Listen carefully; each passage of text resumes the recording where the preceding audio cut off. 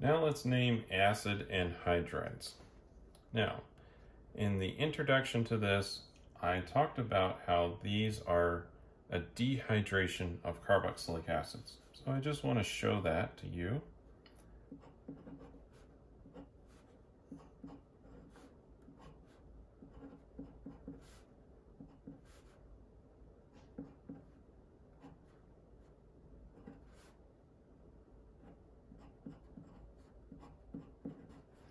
So you can notice here, if we were to remove water from this, I'm going to just circle that right here. Let's take this out. Then we can make an acid anhydride, or a carboxylic acid that we've removed water from.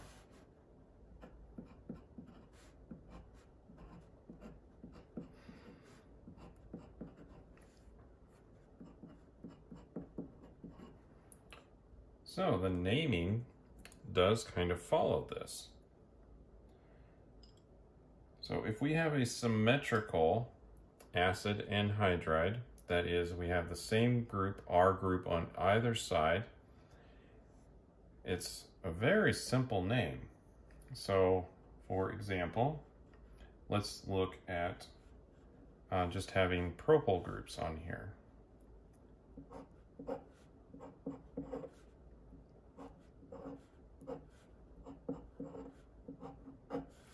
So this is a symmetrical anhydride. We have 3 carbons here, 3 carbons there.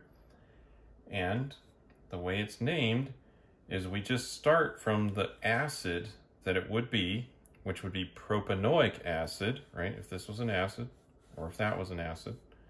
So we just say propanoic.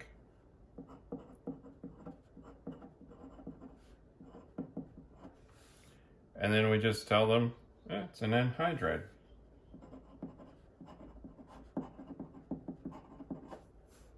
That's it. In a symmetrical case, right? So we could have ethanoic anhydride, or another one while I'm on it, another name for that is acetic anhydride. So that would just be the 2-carbon one. And this one gets used quite a bit in laboratories and all that.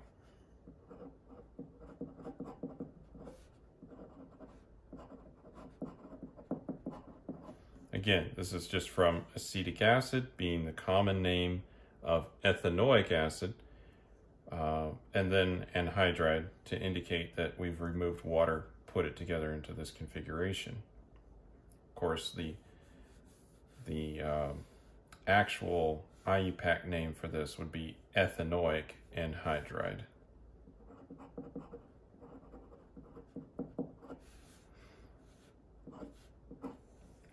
But you will see it most likely as written as acetic anhydride. So just be aware of that common name here.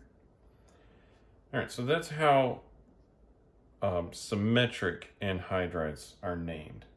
How about asymmetric anhydrides? So we have a different alkyl group or carbon group over here than on this side. So let's draw one of those up.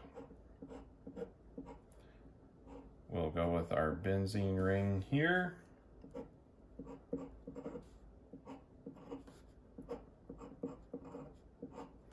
So we have a benzyl group over here, or phenyl group, but it's benzene.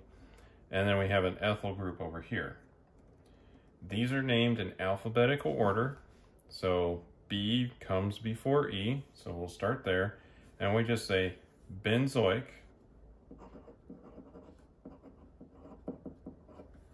And then we'll have a little space. We'll say ethanoic.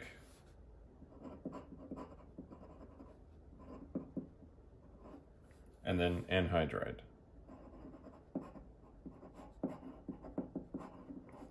And these are 3 separate words here. And again, these are just named in alphabetical order. Let's do another one.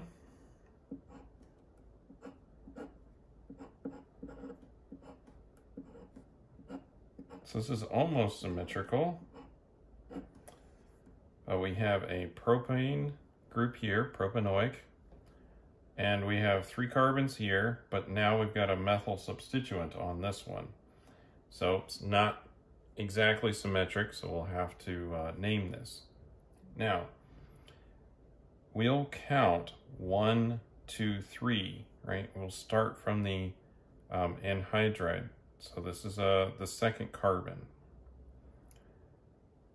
And actually, I'm going to change this here. I'm going to go ahead and make that 1 more carbon here. So just to emphasize that this is the number 2 carbon, not the 3rd carbon. So we don't start counting from here. We start counting from the functional group side and then out. And we would count from here on out. So this would be, we'd have butanoic acid here, so we'll have to do that one first. So this is 2-methyl.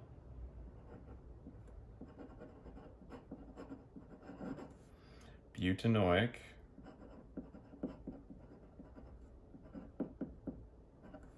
And then propanoic.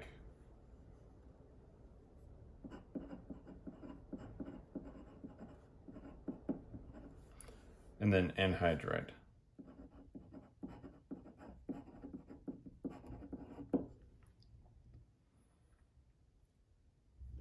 So that is how to name acid anhydrides. The idea being, if it's symmetrical, we can just say propanoic anhydride, and then we know that a propane is on either side, 3-carbon chain. If it's asymmetric, then we'll just write the substituents in alphabetical order, and we'll name them very similar to the carboxylic acid, but we'll add anhydride at the end to indicate that we have attached those 2 pieces together.